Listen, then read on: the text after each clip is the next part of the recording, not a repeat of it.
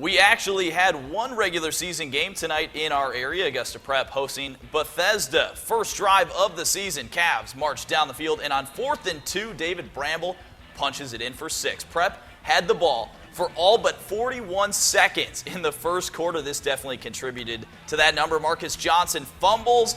Cavs' Will Dorn dives on it and recovers. Prep would turn it into more points. This time, B.J. Stone runs it in for the score. Augusta Prep with a dominating season-opening win, 36-18 over Bethesda.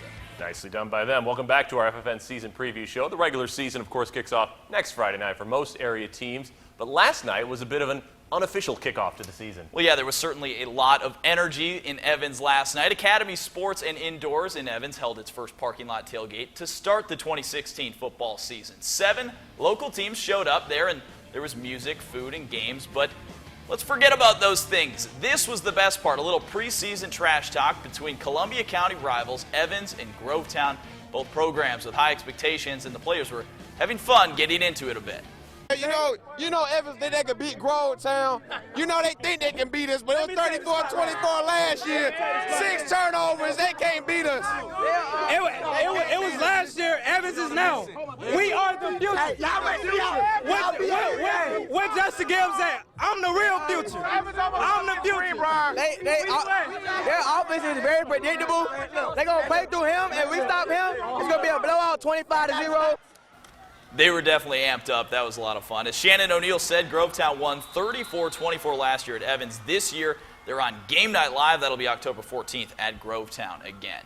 Well, Grovetown just one of a handful of area teams with a new coach this season. Nothing compared to the overhaul that we had last year, though. And it's Academy Sports and Outdoors, by the way. They do have indoor stuff, but it's called outdoors. Thank yeah, you, whopping Matt. 15 coaching changes last year. This year, not nearly as many, but we certainly had a couple of big ones in South Carolina. The sidelines are going to look slightly different in Petticoat Junction this season. After 23 years with Silver Bluff, Coach Al Lown retired, and Irmo assistant coach Burton Abel has taken over the Bulldogs program. It's a tall task for Abel, taking over for Lown, who won 2 state titles, 14 region titles, and 212 games in 23 years at Silver Bluff. But Abel believes that makes his job easier, and he's certainly never going to compare himself to Lown.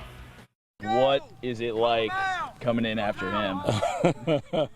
I can't explain it. I mean, those are just absolutely huge shoes to fill. I told Ms. Johnson, the principal, I looked at her and I said, well, there's nothing broken at Silver Bluff. And she kind of looked at me kind of funny because when you have somebody like Coach Lowndes who'd been so there's really nothing broken. Fun tidbit.